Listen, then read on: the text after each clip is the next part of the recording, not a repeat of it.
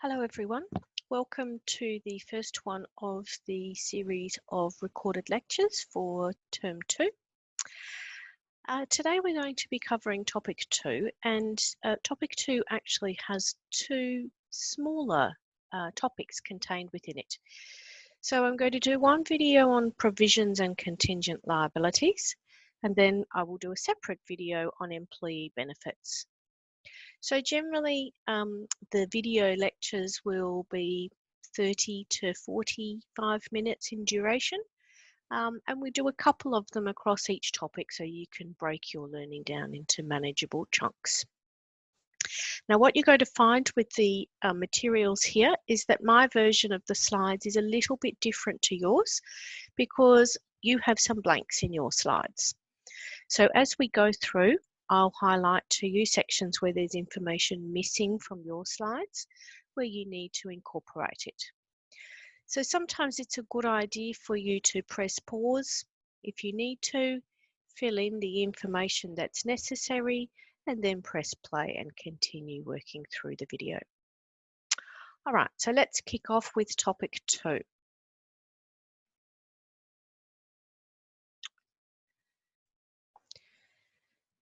So as I mentioned, there are two smaller topics covered in today's lecture, and so therefore there are two chapters of the textbook that you will need to focus on. As we mentioned in the introduction for topic 1, it's extremely important that you work through these readings in the textbook. In our assessments, roughly 80% of the questions in the assessments will come from what we cover either in these lectures or in the in-class homework that we go through. But some of the questions will come from a combination of readings and self-study homework. So it's important that you read through these sections of the textbook to further your understanding and to make sure that you're fully prepared for the assessment tasks. Now you'll also see on this slide some reference to some accounting standards. So the standards themselves are not necessarily directly examinable. We are not going to require you, for example, to download all of these accounting standards or to access them. But for your own information, for your own further understanding, we've given a link to the accounting standards, and sometimes we discuss refer to those in the slides, but certainly we discuss aspects of material contained within these standards across each of the topics. All right, so let's get into topic number 1, which is provisions and contingent liabilities. Again, for each topic, before we start the learning materials, there's a summary of learning outcomes. This is quite a good checklist for you that will confirm to you the scope of the things that can be included in exams or quizzes for each of the topics. So before you go into quiz number 1 in a couple of weeks' time, for example, it's a good idea to have a look at these learning objectives, look at each one and tick off and make sure that you are able to cover those. Okay. So when we talk about provisions, so you can see here within the first sentence that a provision is a liability. So a provision is a type of liability, but it's a particular type of liability. The standard tells us that it's a liability where there is some type of uncertainty. That uncertainty sometimes relates to the timing of when we're going to settle the liability, or sometimes it can relate to the amount that we're going to settle. So if we think about this concept of uncertainty in the context of liabilities, there are many types of liabilities that have a very low degree of uncertainty. For example, trade payables. If I have received an invoice from a supplier, I know exactly how much is owing to the supplier, and I also know exactly the date that the payment is due to be made. So the level of uncertainty for trade payables, for example, is generally very low. I can have other types of liabilities where the uncertainty is a little bit higher. So I may have a quarterly electricity bill that I receive. And it may be that I get to the 30th of June and the next quarterly invoice for the electricity will be coming in July. So I have to make an estimate or an accrual for electricity for that period from the last bill to the 30th of June. So as there's some estimation involved and there's a small amount or a medium amount of uncertainty, but presumably the electricity is a reasonably regular cost every quarter, so I can estimate it with some amount of reliability. I know when I'm expecting the next invoice, so the timing is known and not really that uncertain. If I think about provisions though, provisions can have a very high degree of uncertainty involved with them. So for example, if I am a motor vehicle manufacturer, every time I sell a motor vehicle, I will offer a warranty on that vehicle for future repairs. So let's say that I offer a 5-year warranty. When the vehicle is sold, I have to try and estimate over that 5-year period what type of warranty repairs might be needed, how much I think it's going to cost me to make those repairs, and when I think the repairs are going to be made. So in situations like this, there's a much higher degree of uncertainty and a much higher degree of professional judgment that is required. So we're going to focus on these provisions today that have a high degree of uncertainty. So I just gave you an example of a warranty provision that is a very common example of provisions. Some other examples that we're going to discuss as we go through today and that you'll come across in your readings, etc. Okay. Another common type of provision is a provision for sales returns. So if a customer purchases a good and that good is faulty or has something wrong with it, then it could be that the customer actually returns that good and exchanges it for another one. So companies that are involved in selling a large number of goods where some of them would be subject to a sale and return will have to estimate an amount of the provision or the liability for those future returns. Another more complicated one that we're going to talk about in some more detail, both in this topic and also later in the term, is provisions for what we call removal and restoration. So these provisions are much more complicated because they have a very long lifespan. We might be talking about future costs that we might be incurring in 15 or 20 years' time, for example.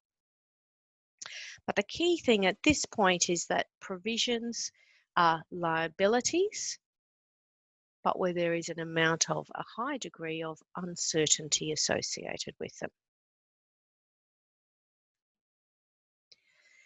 So what we see here now is a flowchart that helps us determine when we recognise a provision in our financial statements. So in the dark blue coloured boxes, you can see the 3 elements of a provision that have been broken down. So when I'm determining the accounting treatment for the provision, first question I ask myself is whether there is a present obligation that has arisen as a result of a past event. If there is no present obligation, then there is no provision. But if the answer to that question is yes, that there is a present obligation, I then go down to the second criteria, which requires me to consider whether it's probable that there will be an outflow of economic resources. If it is not probable, then I do not recognise the provision in my financial statements. If it is probable that there will be an outflow, I then move down to the third criteria, which is to determine whether or not I am able to reliably estimate the amount of the obligation. Again, if the answer to that question is no, then there is no provision in my financial statements.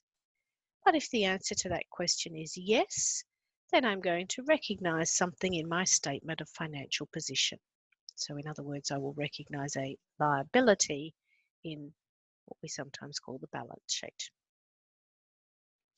So we're going to spend some time now as we work through the next couple of slides looking at these three criteria in detail. So firstly, we need to consider in some more detail this concept of a present obligation which could arise from a past event.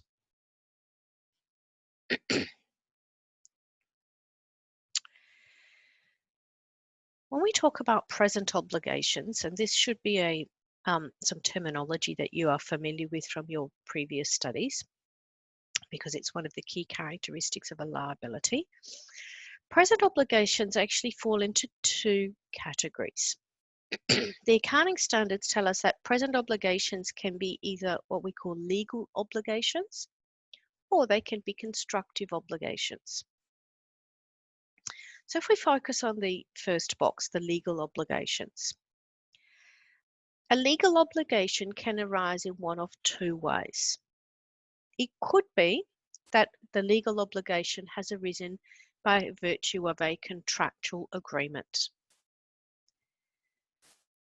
The example that we talked about earlier in relation to the warranties is an example of where we have a legal obligation because of a contractual agreement.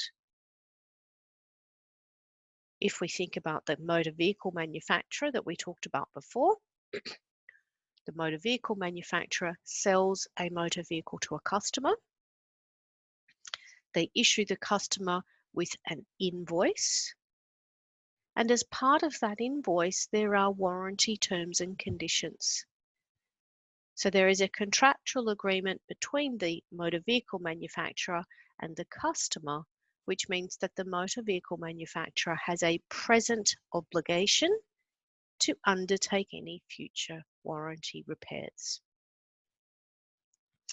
In this case, the past event, so if you go back to the previous slide and you look at the first box, there has to be a present obligation from a past event.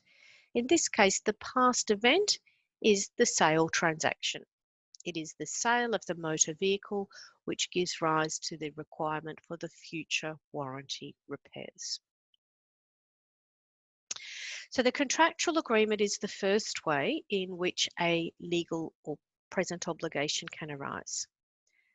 The other way in which a legal obligation can arise is through some type of operation of law.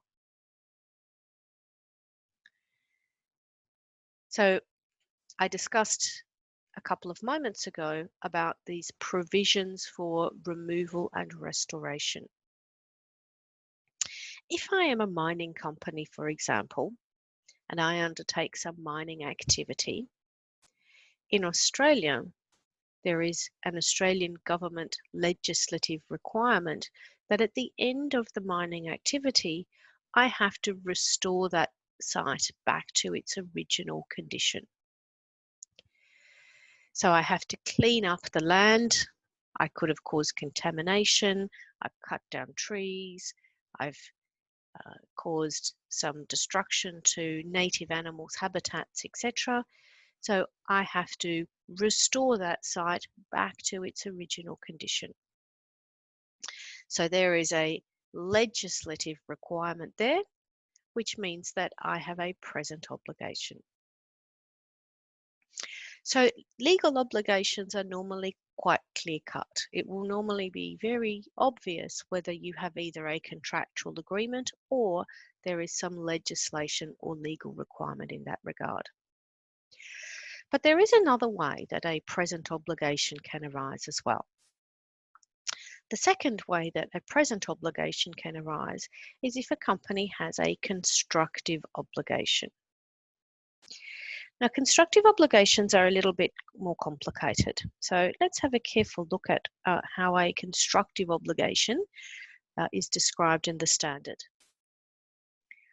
So we can see here that constructive obligations arise when there is an established pattern of past practice or some type of published policy. So it's either something that's been happening for a significant period of time, or it's because the company has made some type of public announcement, for example, and that either that established pattern of past practice or that published policy has created a valid expectation on the part of other parties that the company is going to discharge their responsibilities. So this one is less clear-cut, and it requires us sometimes to have to apply our professional judgment. An example of a constructive obligation. So I want you to think about a large department store, and we'll use David Jones as an example. Under Australian consumer law, there is a legal requirement to offer a refund to a customer only if goods that are sold are faulty. So if you buy something which is faulty and you return it, the company that you purchased from has a legal obligation to give you a refund. However, if you purchase something and you simply change your mind, you take it home, it might be a new lounge or a new television, you take it home, you put it in the space where you think you want to have it and it just doesn't fit, it doesn't look good, it doesn't suit the rest of your place, you decide you want to take it back and return it. Companies such as David Jones have a published, it's not a published policy, have an established pattern of practice where they will offer a refund despite the fact that the good is not faulty. So they have no legal requirement to do so, but it's part of their reputation and branding, if you like. So in this case, David Jones would have a constructive obligation. If a customer comes in and asks for a refund, they have a valid expectation that they will get that refund, and that means that David Jones has a constructive obligation.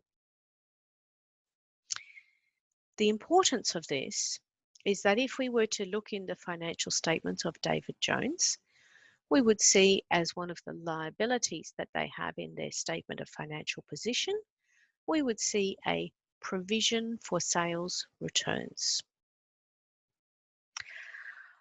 All right, so that's a little bit about the first criteria for the recognition of a provision, that has to be a present obligation. So I mentioned that when we go back and we look carefully at the flowchart, the first criteria actually has two components. It has the present obligation arising from the past event. So I'd like you just to press pause for a moment. Take a moment to have a read of what the slide here says about past events, and then press play and we'll come back and talk about this together. So this is consistent with the discussion that I had on the previous slide with you. So using our example of our warranty provision, when we have a provision for warranties, the past event is the actual sale of the good to the customer.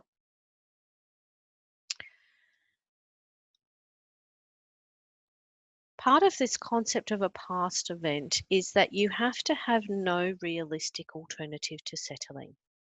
If you can avoid the future expenditure, then the event is not what we call an obligating event. It is only obligating events that give rise to liabilities. So not only does there have to have been a past event, but there has to be no realistic alternative to settling. So again, using the provision for warranties as an example, the obligating event is the issuing of the warranty contract.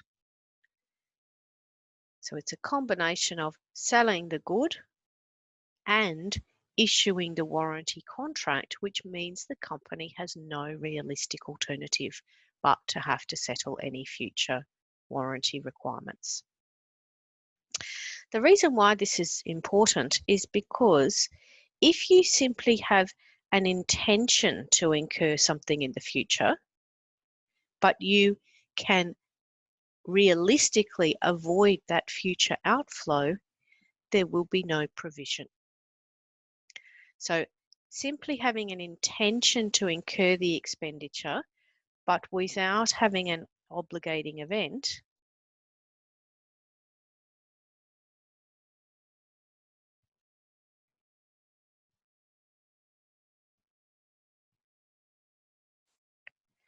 does not give rise to a liability or a provision.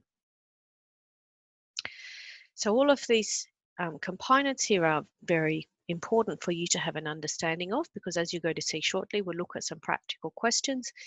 You may be given a range of different scenarios, and you may have to apply the step-by-step criteria and determine which items will be recognised in the financial statements and which items will not be recognised.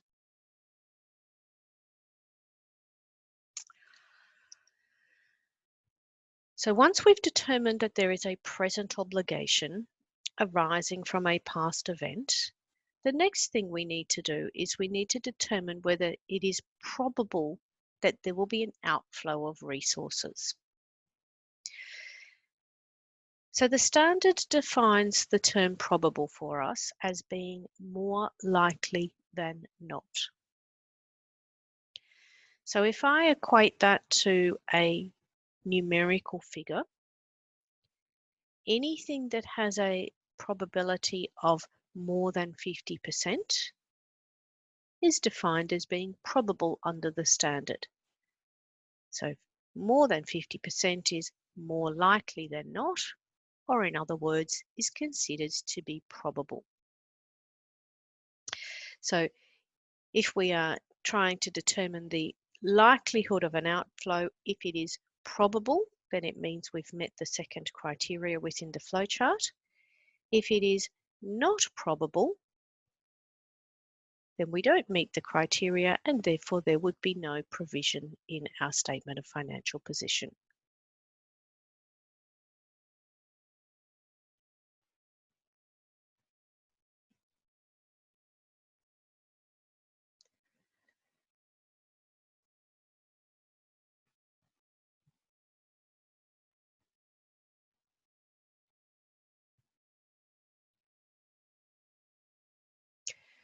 Now, the third criteria within the flowchart required us to be able to reliably measure the amount of the provision in order for us to recognise it in our statement of financial position. So this is where it gets a little bit confusing, because we discussed earlier that the key characteristic of a provision is that there is some type of uncertainty about the timing or the amount. So there is uncertainty, but yet we are being required to make a reliable estimate. The standard gives us some guidance on how we do that. It tells us that we have to make a best estimate of the expenditure that we think is going to be required to settle our present obligation. And that term best estimate there is in inverted commas because it's the exact way that the standard describes this. So it tells us exactly how we should do this, and it says that we have to identify a range of possible outcomes and associated probabilities. So essentially we are applying some type of statistical method in order to work out our best estimate, a method of statistical probability. The way in which we apply this statistical probability method depends on the nature of the provision that we have. If we are recognizing a provision where we have a number of similar obligations and we're trying to come up with a total, so for example, a provision for warranties. In this case, the standard tells us that we consider the population as a whole. So if I'm a motor vehicle manufacturer and I have sold 1,000 motor vehicles this year, I don't look at every single motor vehicle separately. but I look at the 1,000 vehicles in total that have been sold, and I weigh up the various different possibilities, and I come up with what we call an expected value. If, on the other hand, it is a single item that I am trying to determine the provision for. So, for example, I may be a construction company. I've just finished constructing a large building for a customer, and I need to try and work out a provision for rectifying faults. There is one item there, and in that case, I look at the range of possible outcomes. I pick the one which is considered to be the most likely, so the one that has the highest probability, and that becomes the best estimate for my provision in that case. So we'll have a look at an example in a moment, but before we look at an example, there's one final concept that we need to be mindful of here.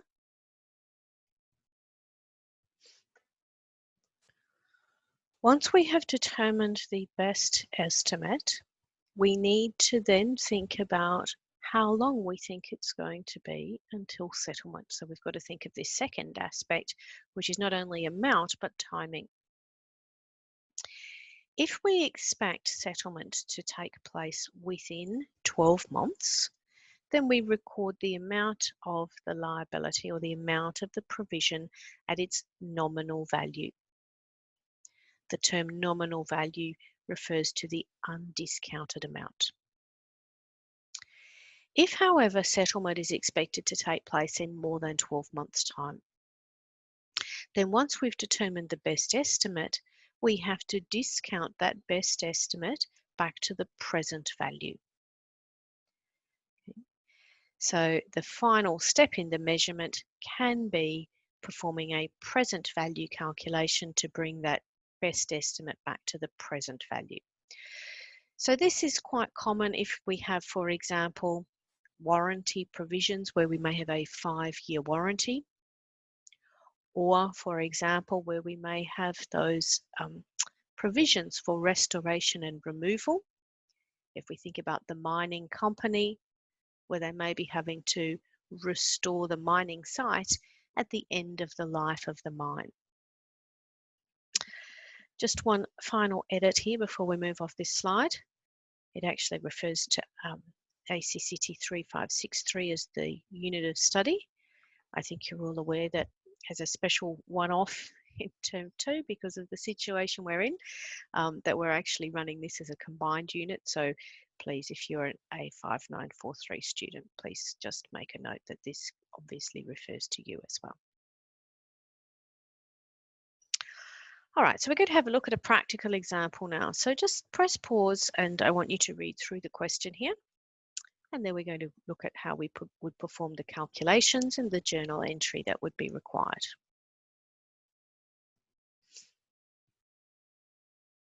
All right, so we know the amount of revenue for the year. We've been given an estimate as to the proportion of sales each year that we think may be incurred as future warranty expenses. And we've been told the various discount rates.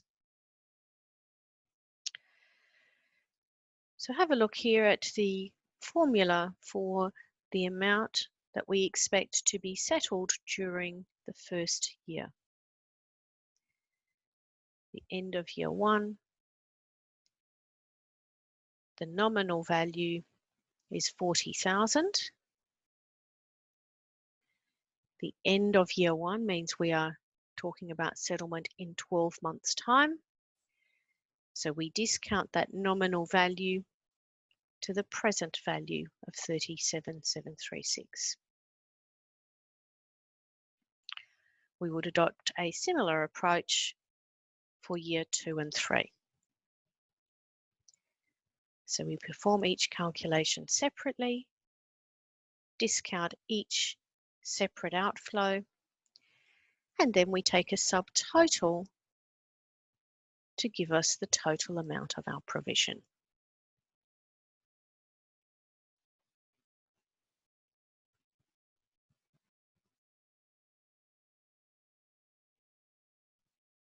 In terms of our journal entry would therefore look like this. So I'm debiting an expense, in this case the warranty expense, and I'm crediting a provision for warranties.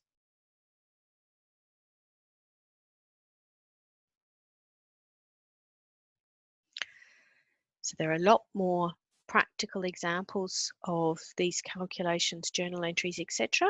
in the homework. And when we go through the topic 2 in-class homework next week, we're going to look at in much more detail at the practical aspects here.